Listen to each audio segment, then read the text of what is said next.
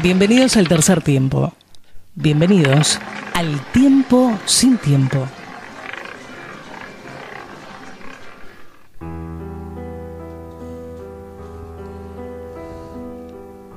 Fragmento de Adán Buenos Aires, de Leopoldo Marechal.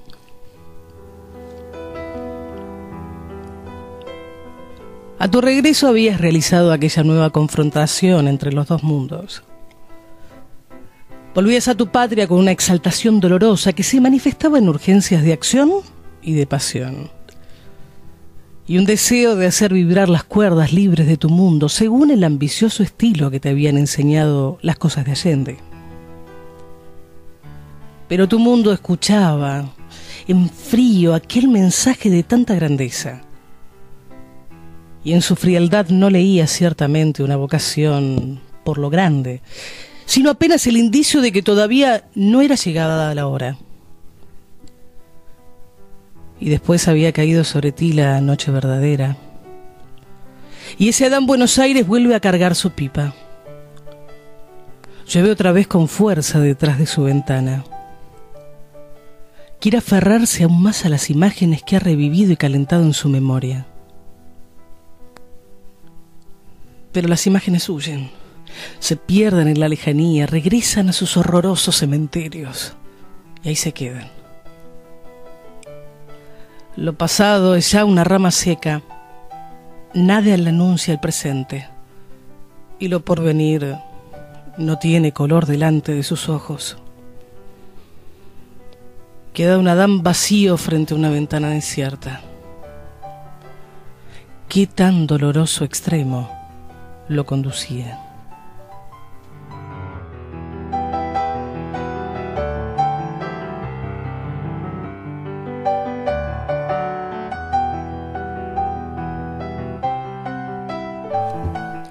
Bienvenidos amigos a este tercer tiempo, este momento donde nos volvemos a encontrar cuando ustedes quieran y donde quieran, y donde conocemos la historia de la historia, que de eso se trata. Arrancaba el programa leyéndoles un fragmento apenas de un libro exquisito, delicioso, de esos que tal vez aparecieron en la época de la escuela y no tenías ganas de que esa profesora te diera justamente ese libro. Pero que pasados los años uno se volvió a encontrar con este Adán Buenos Aires, con este poeta, y básicamente con este Leopoldo Marechal, del que se ha hablado poco en algunos círculos y mucho en otros, y que se trata justamente de eso, este programa también, de darte esa curiosidad hacia la literatura y que vos digas, che, me suena, hay una plaza, hay una calle, pero hay un autor, hay un dramaturgo, hay un poeta, hay un hombre que tuvo un sesgo político muy grande, que fue polemizado desde todo punto de vista. Y en el medio de todo eso, corre el año 1948, aparece un Adán Buenos Aires delicioso, exquisito, pero que vino a hacer mucho ruido. Mucho ruido también para los pares de la época, porque este Marechal tramposo había disfrazado muchos personajes con grandes intelectuales de ese momento. Y a partir de ahí, toda una gran historia para contar, así que absolutamente recomendado este texto maravilloso, que no lo elegí yo como siempre, lo eligió nuestro queridísimo invitado de hoy, un invitado muy especial. Ya van a ver desde la presentación por qué. Un hombre que ha recorrido pero vastos lugares del mundo, desde un lugar periodístico muy importante, que tal vez no sé hasta qué punto ha contado la historia de la historia en radio, tal vez sea la primera vez que cuenta muchas cosas, vamos a intentar sacarle muchas más. Un hombre que voy a decir solamente sus iniciales, JS, y que me va a permitir este maravilloso nombre de Jorge, cual mi padre, literal en la vida, recorrer una historia que merece ser contada, hasta donde él quiera, claramente, y tal vez un poquito más arranque yo. Así que primero agradecerte profundamente, Jorge, que estés con nosotros. Para mí sabes que es un placer enorme tenerte. Por favor, Karina, el gusto es realmente mío estar in situ aquí en este estudio, que a uno le provoca, cada vez que entra en un estudio de este tipo, le provoca un cosquilleo especial, ¿no? Y aparte con tu voz, leyendo algo de la Adán Buenos Aires que a uno le ha llegado tanto, qué buen comienzo, ¿no? Bueno, la idea es empezar a regalarles desde el vamos este gran momento de radio que siempre decimos y despertar esa curiosidad de nuestros oyentes que digan, che, yo sé mucho, no lo entendí, pará, ¿y cuál era el libraco gordito ese de tapa azul? Bueno, que se acerquen y empiecen por ahí, pero disparamos toda esta charla con la pregunta del millón. ¿Cómo llega este maravilloso libro a tus manos? ¿Cuándo? ¿En qué contexto? Llegó hace muchísimos años, quizá en la adolescencia, pero por aquellas cosas, digo, ¿no? De no estar preparado para leer cierto texto, lo fui dejando. Pero luego como encontré, porque yo lo pispeaba, de a ratos, y cuando encontré que tenía raíces muy, muy similares con mis antepasados, porque realmente la historia está construida en un barrio, en líneas generales, que tiene que ver con los antepasados de uno, me fui llegando cada vez más y me fui haciendo carne de cada protagonista. Pero me pasó algo muy particular con este libro, más allá de ser un gran libro. Por momentos no lo podía leer, leía 2 hojas y lo dejaba porque me agarraba una especie de gran angustia. Sí, ¿por qué? Sí, porque yo lo relacionaba mucho con, ya te digo, con mis familiares, con la historia de familia, con la historia de vida de mi familia. Uh-huh. Y viendo ciertas calles, y viendo ciertos personajes, por supuesto que hay nombres cambiados uh-huh. en el Adán Buenos Aires, se me dio por averiguar exactamente quién era quién en la historia. Y cada vez más se me fue haciendo mucho más difícil poder leer más de 2 o 3 hojas. Era como me agarraba algo y lo tenía que cerrar. Hasta que pasaron los años y ya de vuelta al país, después de muchísimos años fuera, entré a una librería, lo compré y lo leí todo. Y pude leerlo sin problema. Y me llegó tan fuerte, tan profundo. ¿Cuántos años habían pasado entre ese momento que llegó por primera vez calculale, y esa decisión? Calculale por lo menos unos 30 años. Una vida. Una experiencia de vida para volver a acercarse a ese libro. Exacto.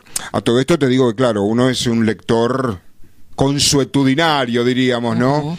Soy de los lectores que tiene 10 o 12 libros permanentemente empezados. Por supuesto que en algún momento dado se termina alguno y comienza otro. Pero siempre, lo tengo en mi biblioteca, por supuesto, lo llevo por todos lados y siempre vuelvo al Adán Buenos Aires, porque tiene ese... ¿Qué sé yo? ¿Viste?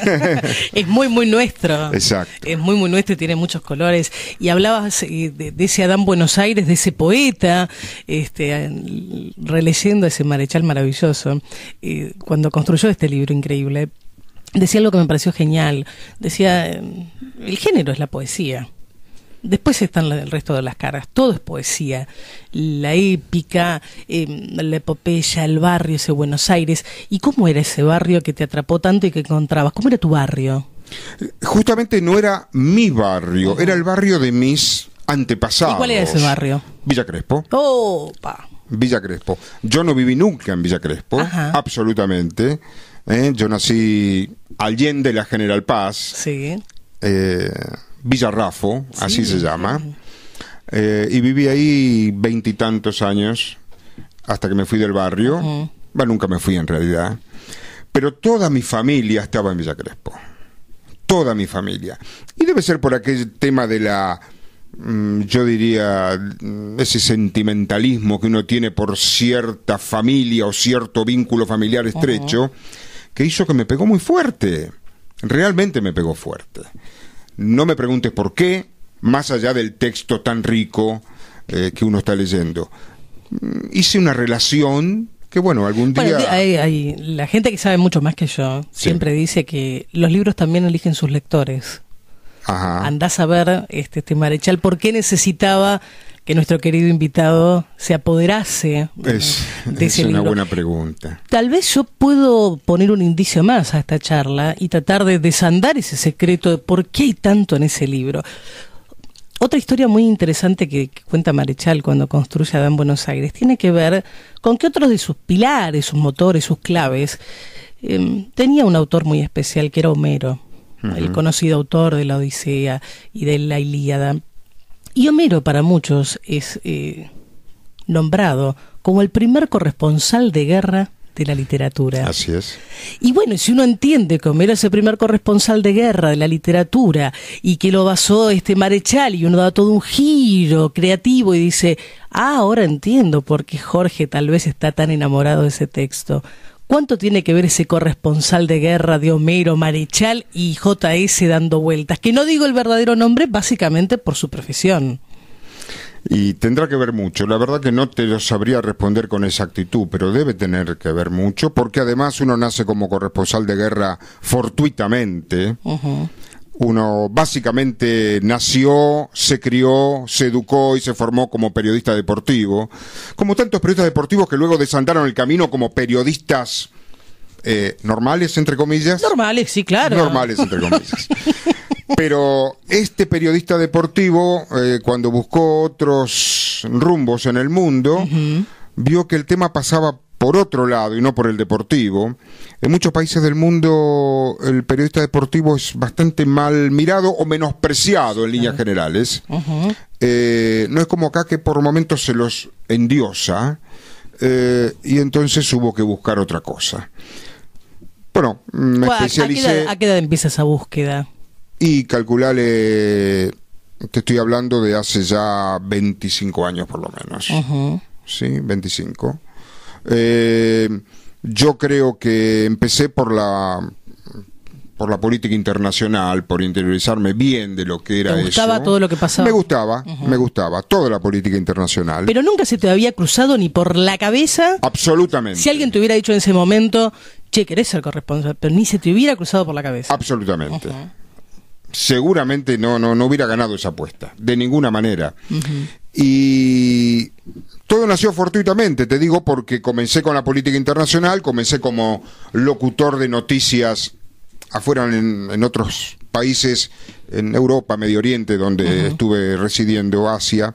El locutor de noticias no es el locutor que vende publicidad, ¿sí? Locutor de noticias es aquel que lee noticias de un boletín informativo. Sí, claro. Y así comencé, metiéndome de lleno en el tema de la política internacional, hasta que surgió la posibilidad, debido a que los países que estaba había un conflicto serio, de prácticamente iniciar en el país donde yo había comenzado esa segunda carrera, entre comillas, la tarea de corresponsalía de guerra. La verdad, hasta el día de hoy no sé cómo lo hice, ni cómo... ¿por qué lo dejé? En realidad, uno lo deja porque, bueno, ya va desandando el camino y va encontrando quizá otros temas. Tiene que ver con la edad también. Hay ciertos riesgos que únicamente puede recorrer y correr una persona relativamente joven. ¿Qué pensabas en ese momento que desconocías lo que era, ¿no?, el peso de este nuevo... Siempre lo tomé, ¿sabes, Karina?, con mucha seriedad. Con muchísima seriedad lo tomé el tema. Ese traspaso, ese cambio... me sentí cómodo, de repente una narración de un colectivo que explota con más de 50 muertos y disculpen yo diría la frase ordinaria o muy burda, muy fuerte, con cabezas rodando en ese colectivo. Sí, por supuesto. Y me sentí cómodo, mirá vos, qué cruel, ¿no? Me sentí cómodo periodísticamente y narrando lo que estaba viendo. Ese fue el puntapié inicial. Wow. No solo me sentí cómodo yo, sino que se sintieron cómodos mis jefes, ¿no? Sí, como lo contabas, desde qué lugar, porque que uno desde afuera, en el desconocimiento, y para eso también está esta maravillosa entrevista con este placer, insisto, de tener esta Biblia, es mío el placer. Esta Biblia que nos puede desandar tanto.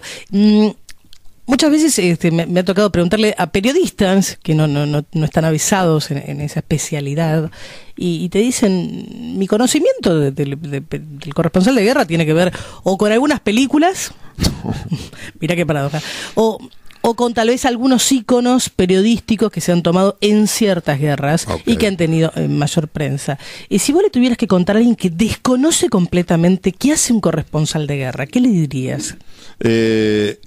Bueno, primero la primera parte de tu reflexión, yo te diría que es primero totalmente distinto a lo que vemos quizá en películas y demás, porque se manejan otros ítems en ese medio ambiente muy particular que es una guerra. No es que estamos los que vamos al frente desprovistos de todo, generalmente estamos protegidos, entre comillas, y después te cuento por qué digo entre comillas, por soldados de las Naciones Unidas. Estamos todos en un mismo hotel, vamos todos en la misma combi a los lugares. No es que estamos en el frente de combate y que tiren los tiros y caigan no son civiles las bombas. Que justamente cumplen un rol periodístico. Exactamente. La Cruz Roja cumple un rol importante, los soldados de las Naciones Unidas también, y para que no se me vaya la idea, a veces los soldados de las Naciones Unidas nos han jugado una muy mala pasada. ¿Por qué? Porque están vendidos a uno u otro bando, cosa que nosotros periodistas no estamos vendidos. No deberían estarlo. No deberían estarlo porque se ha conocido algunos que por lo menos a mí la gente que me tocó, con la cual me tocó trabajar, colegas de otros países y demás, realmente yo no he visto nada fuera de lo normal. Sí, en estos soldados, y quiero cargar las tintas porque ellos a través de cambios, a través de relaciones con chicas y a través de drogas, cambios de doy droga, pasame tal información, esto. Es como que ensucian y embarran un poquito la cancha. Esas son cosas que la gente por ahí común desconoce. Desconoce completamente, claro. Yo no lo estoy haciendo como una denuncia, ni mucho menos. No estoy hablando de todos los soldados de las Naciones Unidas, pero digo que hay un buen porcentaje, por lo menos en los dos lugares que a mí me ha tocado estar. Y luego sí, cuando ya llegamos a los lugares, ahí empezamos la tarea realmente importante. Vamos un poquito más atrás todavía. ¿Cómo te preparaste? ¿En qué se basa un curso de corresponsal de guerra? ¿Qué tuviste que aprender? ¿Qué cambió en vos? Primero, antes que aprender, hubo una especie de casting.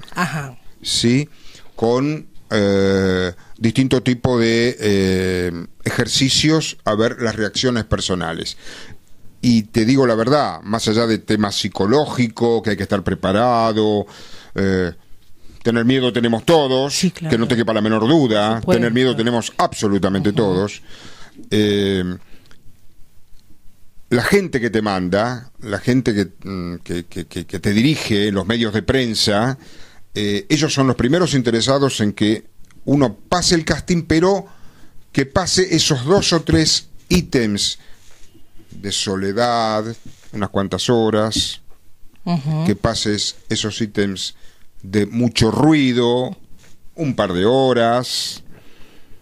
Estamos, de repente, no estás solo, estás con otro, viviendo esa misma situación. Ese es uno de los primeros ejercicios que uno hace antes de ir al frente. Sí.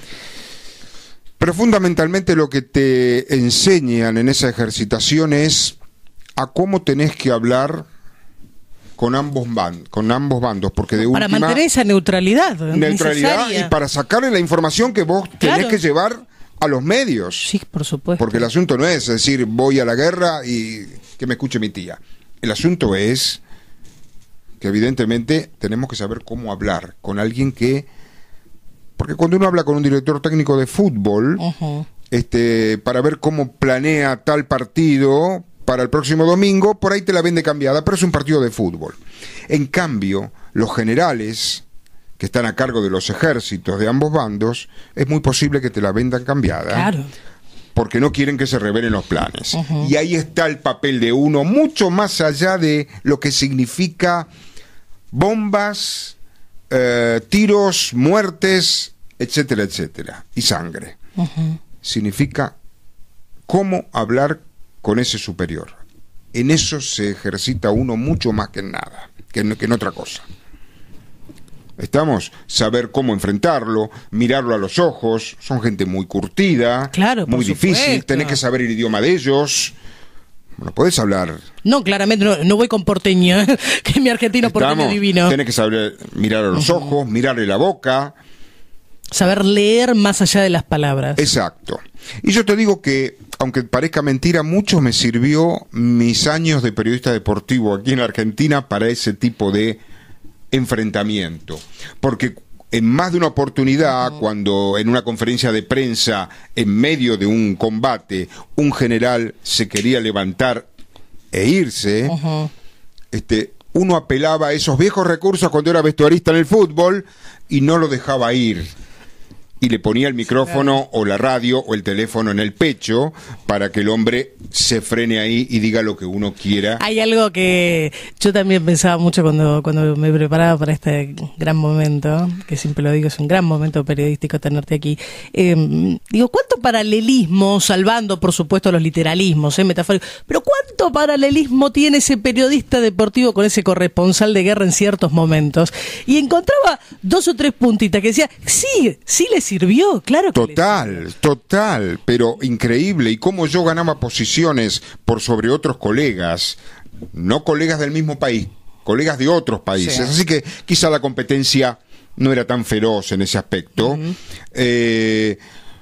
Cómo yo ganaba posición usando recursos que yo usaba aquí como periodista deportivo. Cosa que creo que hasta el momento, por lo menos no solamente en radio, sino en Ecomún, si yo les digo que se puede, que realmente sirve de experiencia ser un periodista deportivo, y le mando un beso a todos mis alumnos de periodismo deportivo que dicen, no puede ser, que eso los prepara realmente para la guerra, podemos aseverar que es cierto lo que digo. Pero que no te quepa la menor duda que es así, que no te quepa la menor duda. La ejercitación y el aprendizaje está en temas que tienen que ver con lo psicológico y fundamentalmente en la relación social y hasta diplomática, entre comillas, que uno establezca con los bandos enfrentados.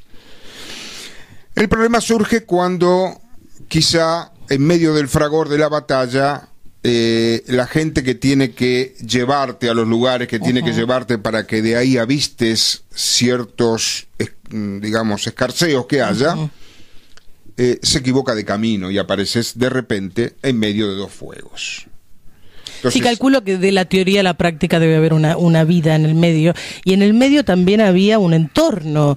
¿Qué pasó con tu entorno, con tu familia? Porque me imagino, como nos pasa mucho, bueno, quiero ser periodista deportivo, vaya mi hijo, vaya, aprenda, ahora voy a ser corresponsal de guerra. Parame un cachito.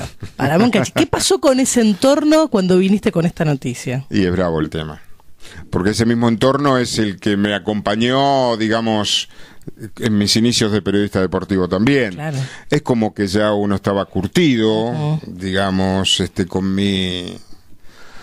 ¿Qué te puedo decir? Con mi desafío, porque era un desafío yo no lo hice, digamos, como para figurar, sino para crecer periodísticamente.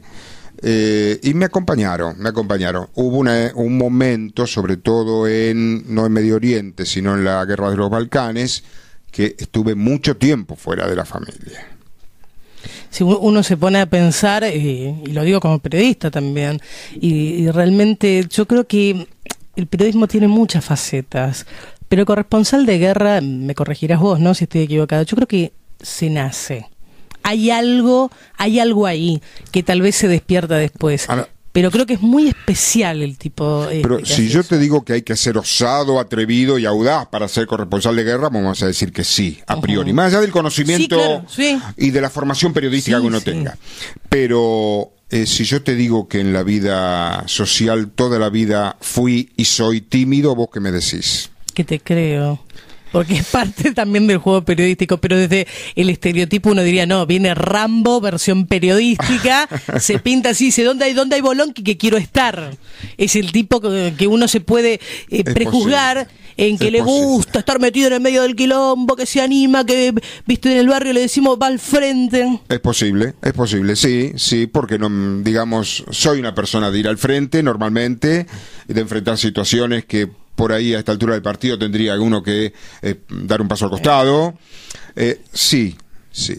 Y después te quiero agregar otra cosita más, que vale la pena decirlo, porque uno no tiene por qué andar con ocultamientos al respecto. Increíblemente se gana bastante bien como corresponsal de guerra. Y digo increíblemente porque a veces uno hace una tarea riesgosa y no es suficientemente remunerado. Y esa fue una de las razones que me llevaron a estar en el exterior tantos años y sin cortar el cordón, digamos. porque generalmente el argentino vuelve de alguna manera. Y yo no volví. ¿Cuántos años en total estuviste en el exterior? 22. Por suerte viviendo en varios países, trabajando, y cuando no había guerra me dedicaba a la política internacional, era analista en radio, televisión, por supuesto di clases de política internacional. Ahí comenzó mi ¿Cuál mi fue tarea. esa primera guerra que te tocó cubrir? Fue la guerra del Golfo, Irak, Israel. Yo estaba en ese tiempo en Jerusalén, transmitía en la radio. Yo fui el que di la primera noticia cuando cayó el primer misil de Saddam Hussein sobre territorio israelí. Y afortunadamente, debido al conocimiento de idiomas que uno tiene, la pude dar en varios idiomas porque, vos sabés, Israel es un país de mucha inmigración. Sí. Y entonces me dijeron, mirá, dala en muchos idiomas, porque hay gente que tiene la máscara puesta y la tiene mal puesta, la máscara antigás, y se está ahogando simplemente porque la tiene mal puesta. La gente estaba encerrada en los cuartos sellados hasta que el vocero del ejército anunciara que tal bomba, ¿dónde cayó? Por razones de seguridad no se dice exactamente el lugar, se dice la región. Perfecto. Para que el enemigo, entre comillas, no sepa exactamente dónde cayó. Y me tocó a mí dar la primera bomba, fueron 29. Bueno, ahí dije, me parece que esto ya es para mí. Porque me sentí muy cómodo. Vos fíjate que yo estoy hablando sí, claro. Y no quiero, por ahí los oyentes piensan, pero este tipo es muy cruel. Te entiende. Me sentí muy cómodo periodísticamente. ¿Sí? Uno sabe, como periodista, en qué momento. A veces me ha pasado también hablando con colegas de policiales. Sí. Y que tiene que ver también con ese argot, con ese mundo, con ese lenguaje que manejan. Te dicen, che, qué cómodo, qué bueno que estuvo esto. Y vos decís, pero pará, más allá, por eso le digo, pónganse siempre en esa cabeza. Y que uno siente que creo que esa comodidad tiene que ver con entender que en el aquí y ahora eso es lo que uno quiere hacer y que puede además desarrollar esa tarea tan difícil. Todo eso pasaba desde la radio. ¿Y qué pasaba en el entorno, en vivir en esos lugares bélicos donde sabías, sobre todo una guerra tan especial, que de otro costado del mundo, donde los medios tuvieron tanta importancia, y nos la traían ya con un nivel? Me acuerdo que algunos periodistas la llamaban la guerra que parece el videogame, que uno lo ve y dice, no, esto es un jueguito nuevo que están sacando para la Play, y uno dice, Dios mío, lo que está pasando allá. Fue algo muy serio. Además venía o había tras cartón determinados hechos, se sucedieron muchos hechos. Yo estuve residiendo en Jerusalén mucho tiempo. Muchos hechos que tenían que ver con el conflicto interno simplemente entre Israel y los palestinos, atentados. Es decir, ya era una guerra eso en sí mismo, ¿sí?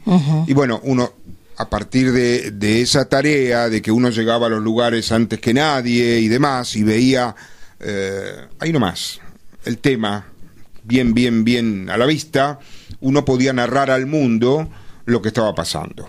Sentías en ese momento único, ¿no? Donde yo pensaba, oye, hay momentos históricos durante una guerra donde está ese corresponsal ahí como testigo vivo de lo que está sucediendo y tal vez es el único por un montón de circunstancias que termina ahí parado viendo la responsabilidad, el peso de que esa verdad dependía de cómo vos la contabas. Claro, sí. Me pasaron dos hechos, por ejemplo, te puedo contar.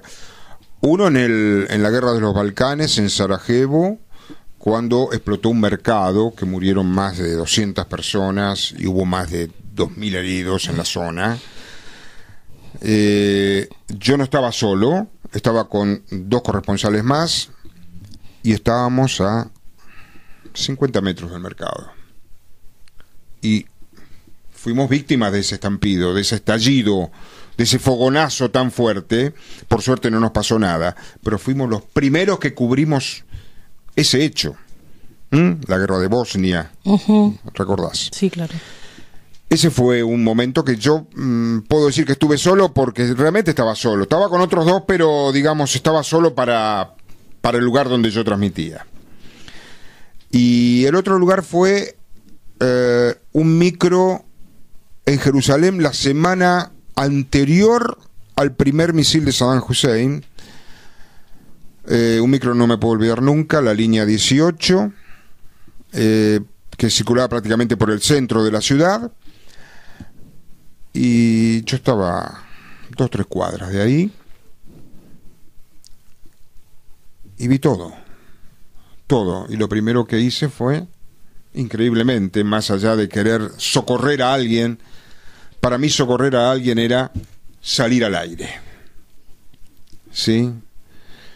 Y me sentí solo, el único que estaba narrando en ese momento. Ni policías ni ambulancias había. Nada de nada. ¿Por qué te digo que estaba cerca? Porque a pocos metros de ese lugar del estallido se encuentra el Capital Studio, el donde se transmite para el mundo, donde vos ves las imágenes vía satélites, claro. Vía satélite que va al mundo. Entonces yo estaba ahí cerca porque yo estaba ahí transmitiendo. Bajé y lo vi ahí al lado mío y fui el primero que salió. Y lo digo no con orgullo, lo digo, digamos, pero sí con orgullo periodístico. Sí, por supuesto, sí. ¿Estamos? Sin lugar a dudas. Porque a mí me parece que la función del periodista es informar, y así me formé yo, es informar y formar opinión en el otro, sin que la gente sepa de qué lado uno está, uno tiene que informar. Y lo primero que a mí se me ocurrió fue informar. Bueno, pasé infinidad de temas así. No es que yo estaba justo en el momento donde tenía que estar, pero vos sabés que aquellos que estamos en el tema tenemos contactos. Y hay informes, llámese de inteligencia o como se llame, que uno por ahí tiene acceso, que evidentemente hace que uno esté rondando siempre los lugares. Pero uno ronda con su periodista a cuestas y su alma a cuestas. Sí. ¿Y qué le pasó al hombre la primera vez que se impactó con una imagen de muerte? No fue fácil. No fue fácil. En el momento no estaba el hombre, estaba el periodista. Pero no fue fácil, y te digo más, no es fácil. De vez en cuando yo siento las sirenas todavía. Vos que estuviste tanto tiempo así y viviendo, ¿no?, esa realidad, ¿qué olor tiene la guerra para aquellos que todavía creen que es un jueguito? Y ese olor a muerte, el olor, decís, el olor a muerte más apestoso que hay. Me tocó vivir también en Jerusalén un olor el más fuerte que yo pude haber sentido, más allá de ese mercado en Sarajevo, porque era abierto. Un palestino que se inmoló en pleno centro de Jerusalén y cuya cabeza fue a parar a un cajero automático. 5 años duró ese olor en ese lugar. Pusieron otro negocio y siguió ese olor. Ese es el olor de la muerte y de la guerra. Ese es el olor fétido, el olor putrefacto, el olor a irracionalidad. Pero eso uno lo piensa cuando ya después pasó todo, ¿no? Y esa primera noche donde uno, me imagino, periodísticamente, los periodistas tenemos algo que tal vez la gente que no se dedica a esto no nos puede entender, que durante el momento cuando te toca cubrir una tragedia de la magnitud que fuere, sentís tanto esa necesidad de llevarle a la gente lo que está pasando, informar, que es cierto, empieza un mecanismo dentro nuestro donde tal vez gana la racionalidad por sobre los sentimientos. Pero después ese periodista llega a un hotel o llega a una casa e intenta dormir esa noche. ¿Qué pasa con esas imágenes que atropellan la cabeza? Y es difícil, no poder dormir tan fácil. No es difícil. Y sobre todo para una persona como uno que no estaba preparado, más allá de técnicamente sí, y tengo que agradecer que estuve muy bien preparado y fui muy consciente y muy disciplinado en el campo de batalla cuando hubo que hacer determinados movimientos. Fui muy disciplinado, me sirvió todo lo que uno aprendió, pero después, por supuesto, uno no puede entender ciertas cosas. Hoy, hasta el día de hoy, no puedo entender ciertas cosas. Mira, yo tengo, de una de las bombas, tengo una pequeña disminución en este oído izquierdo. ¿Sí? Uh-huh. Tengo la guerra presente. Si vos ahora me hablas en voz baja y yo no escucho, yo me estoy acordando de la guerra, no del oído que no escucho. Una vez que se entra una guerra, ¿se sale? Porque No. muchos dicen, una vez que pasaste por una guerra, la guerra convive con vos. Seguro, no salís nunca. Yo no salí. Yo no salí. De vez en cuando escuchar sirenas y estoy muy bien, digamos, soy estable emocionalmente, Uh-huh. En fin, cumplo mi tarea en la actualidad sin ningún tipo de problemas, pero no se sale de la guerra. Vos no salís de la guerra. No salís de los cuerpos quemados, no salís de las cabezas rodando, que es lo que más me impresionó. No salís de los chicos muertos. De los chicos muertos no salís. Vos hablabas de zonas del mundo que uno las conoce a través de los medios y tal vez por la visión más occidental que podés tener, decís, qué bárbaro, ¿no? ¿Cómo pueden esos pueblos convivir con las guerras eternas prácticamente de tantos y tantos? Como hablas vos, Jerusalén, bueno, lugares. ¿Sentís que en el día a día, qué le pasaba al entorno, a aquellos que no eran militares, a los civiles, a las familias, a los chicos, en el día a día? ¿Se acostumbran a vivir en guerra? Deben acostumbrarse, tienen que acostumbrarse. Y salvo cuando la conflagración bélica está en el más alto nivel, el resto de la vida es normal. Los políticos arengan para que la vida sea normal. Porque el impuesto hay que pagarlo, la luz hay que pagar, el gas hay que pagar. Alguien tiene que producir. La vida es normal. Eso es lo cruel. Así ¿Sí? de cruel es una guerra. Sí. Yo no sé a esta altura si decirte, porque no lo sé, si hubiera ido mejor preparado de acá como persona periodista, digamos, bien curtido en algo que no sea lo deportivo, si me hubiera ido mejor o peor. No sé, yo sé que le puse mucha disciplina, mucho amor propio y mucha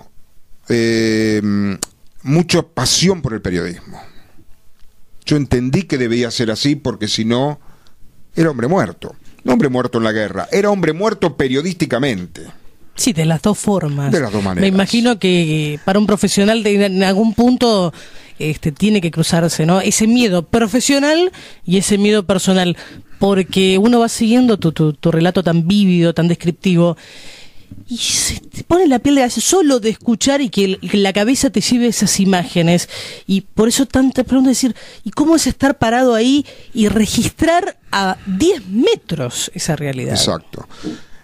El secreto, quizá, está en tomarlo como si fuera una tarea administrativa. Quizá el secreto está por ahí. Hay que tener mucha sangre fría para lograrlo. Hay que tener mucho control mental para lograrlo. Pero me parece a mí que el secreto pasa por ahí. Vamos a seguir hablando con Jorge de esos secretos y algún más que le voy a preguntar. Le vamos a regalar una canción para que descanse de este maravilloso, increíble relato periodístico y que desasna un montón de mitos y de frivolidades o no que pueden caber en esta tarea tan valorable para aquellos que nos informamos gracias a esos valerosos, y no me lo voy a decir yo, no, él es muy humilde, periodistas que le pusieron el cuerpo y el cerebro, claro que sí, a esos relatos que nos trajeron la verdad de esas guerras y que nos siguen trayendo, mientras los medios, por otro lado, globalizan también hasta las guerras, y de eso también vamos a estar hablando.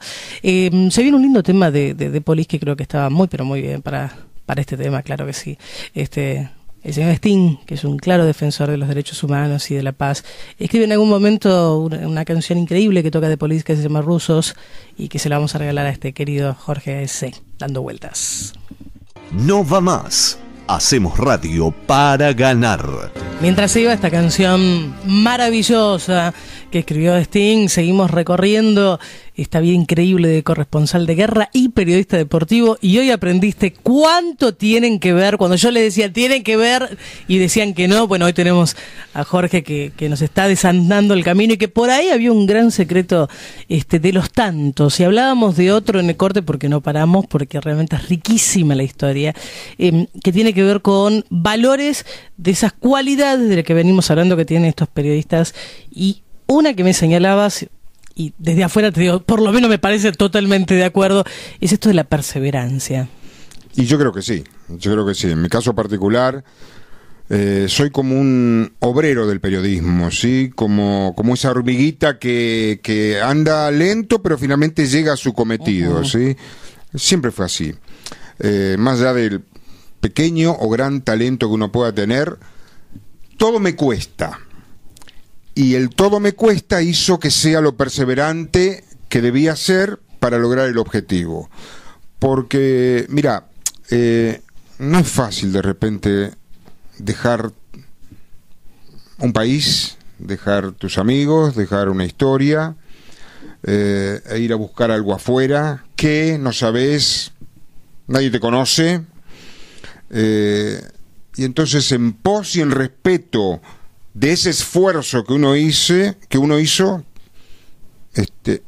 uno apeló a la perseverancia para seguir en un camino que había piedras, no hay duda que hay piedras, y uno apeló a esa perseverancia, y yo creo que ese, si no es el secreto, es la llave que yo particularmente tuve como para seguir adelante tanto tiempo. Hacías varias veces hincapié en esta entrevista acerca de lo bien que te desenvolviste gracias a la disciplina, sí, al estudio.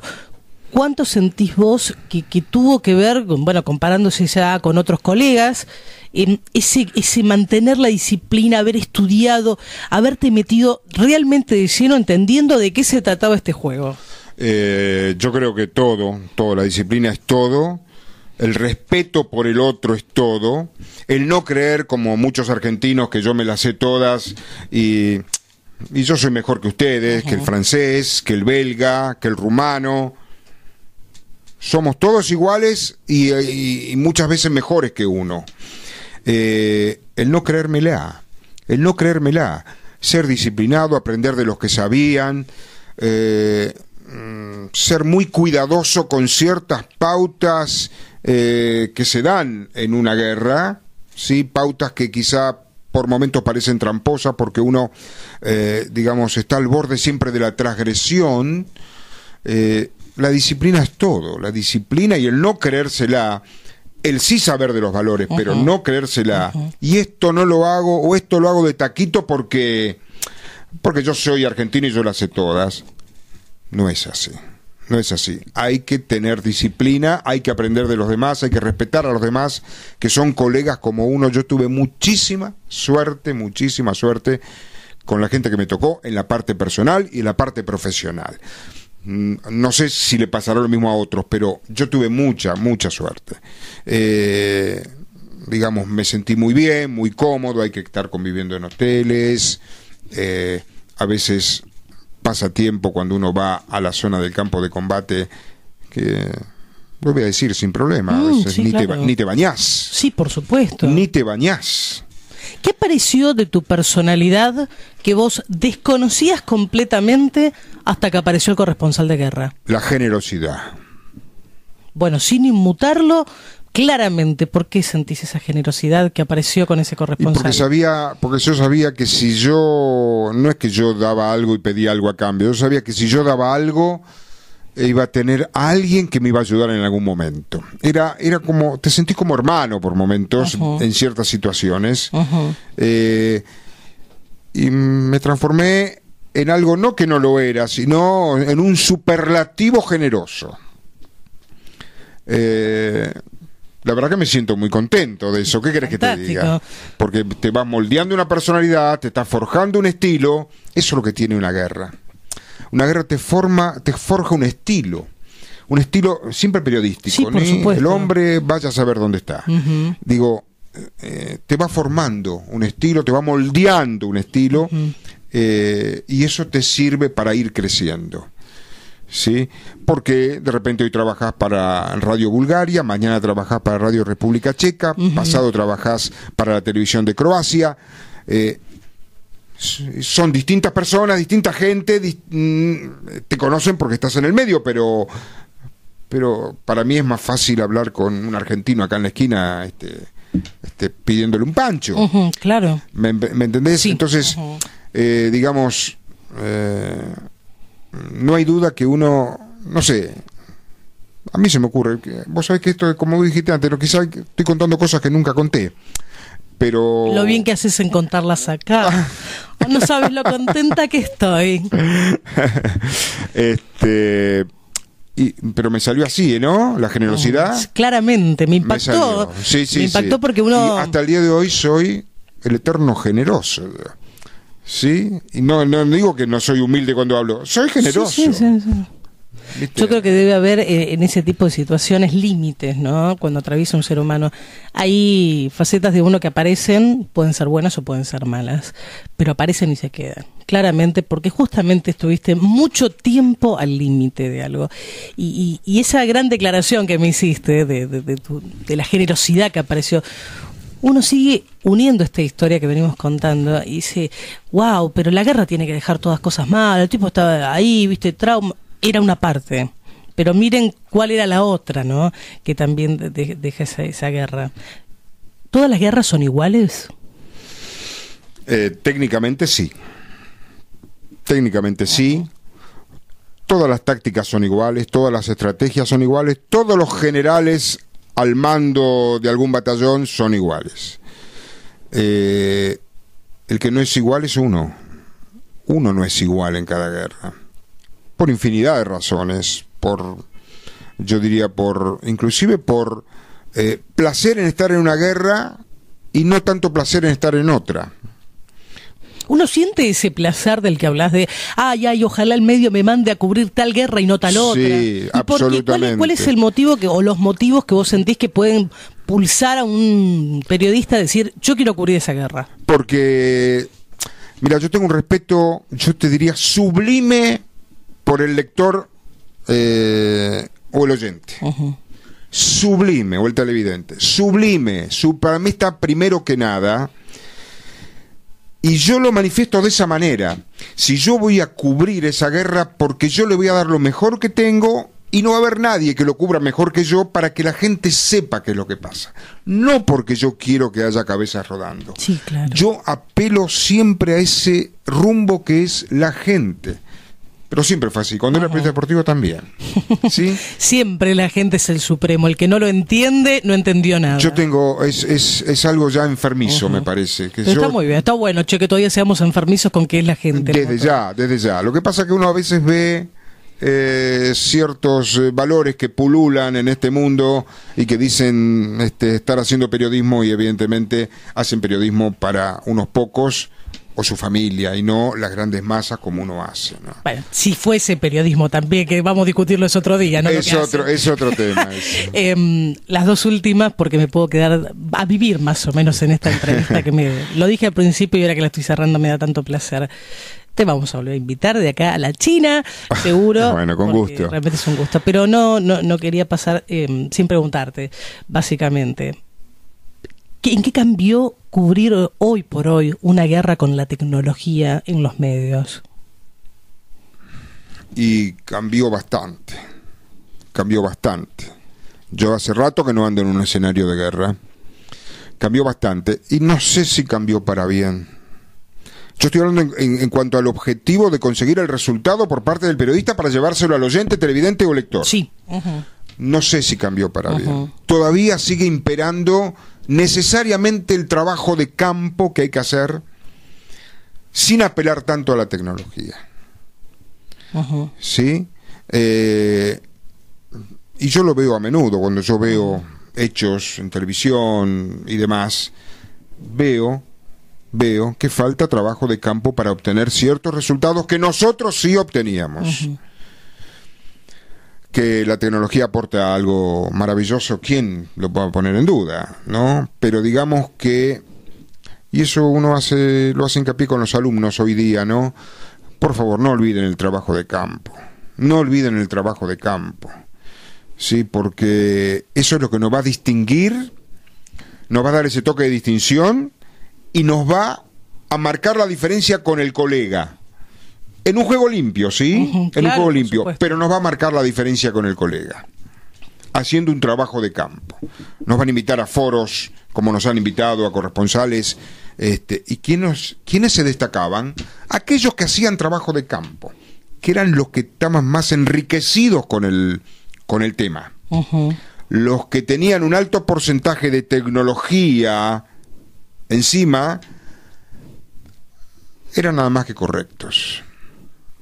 Bueno, todo vuelve a tener sentido cuando uno lo escuchaba tan claramente a Jorge decir la disciplina, el estudio, el profesional, El capacitarse. el estudiar, el amar esta profesión, el darse cuenta que todos los días se puede seguir aprendiendo, mejorando, sí, pero justamente no olvidándonos esas raíces, sobre todo para los más jovencitos que ya empiezan a trabajar, estoy cansado, no tengo ganas, me da japa, y que uno dice, pero la humildad. Nosotros transmitíamos, y vuelvo al periodismo deportivo, nosotros íbamos a transmitir, los periodistas deportivos de entonces, transmitíamos, nos tomábamos 2 colectivos y un tren para ir a transmitir por teléfono desde la casa del vecino tal partido, y estábamos recontrachochos, pero así nos formamos. Hoy día los mandás a un chico a cubrir un partido y si no te va en el autito, no te va en si el... no está el remis a pero tiempo. muy lejos, no hay nada cerca de mi casa. Sí, es verdad. Eso es algo contra lo que uno, no es que está en contras, pero sí contra lo que uno tiene que luchar para que ellos crezcan. Volver a amar lo que uno hace y Desde tener ya. ese motorcito. Desde ya. Y por último, y ahora sí, juro librarlo, ¿se extraña la guerra? ¿Sí? ¿Qué me dijiste? ¿Se extraña la guerra? Periodísticamente hablando. En mi caso particular, no. En mi caso particular, no. Quizá porque te está hablando el hombre, ¿no? Digamos. En el día a día, sí. Cuando uno estaba, digamos, era como tomar el café con leche a la mañana.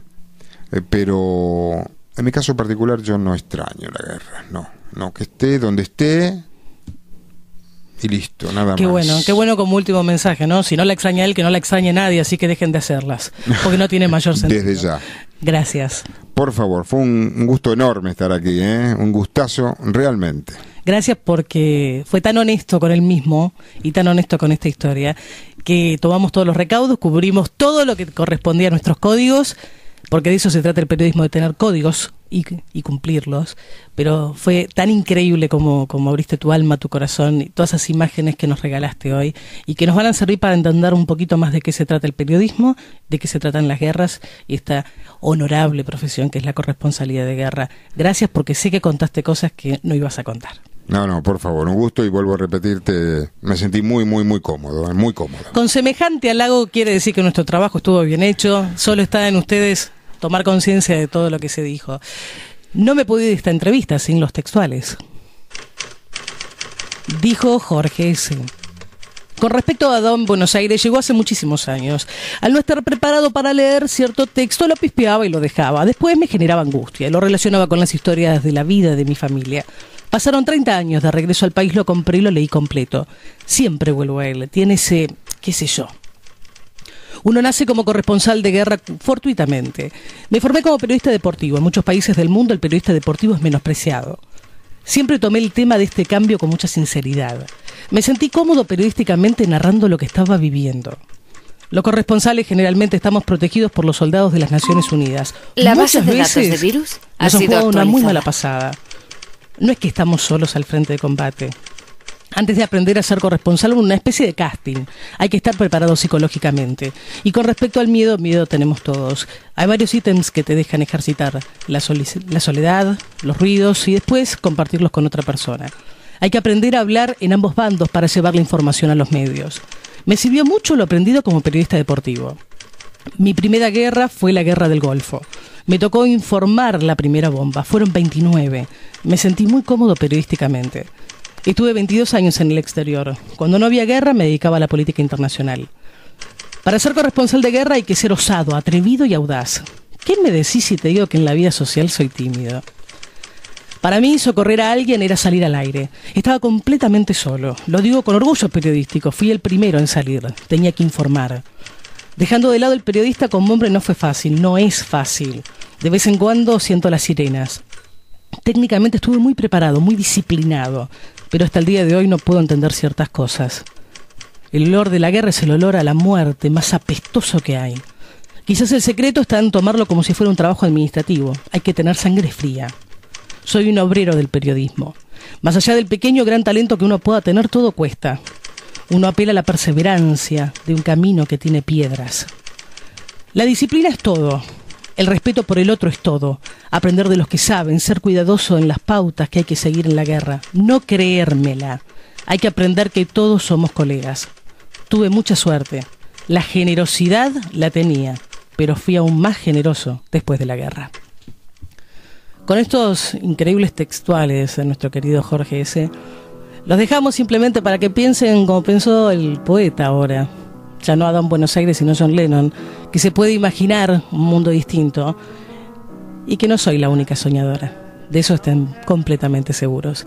Gracias al señor Ubervaca, gracias a la talentosísima Nadia Moser y al maravilloso Juan Pablo Oyer, que me ayudan a construir este tercer tiempo, que porque no puede ser el tiempo de ustedes.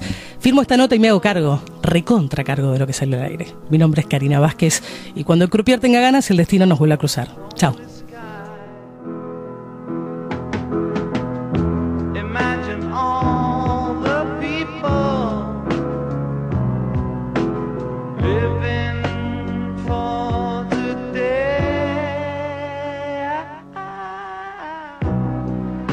Imagine there's no country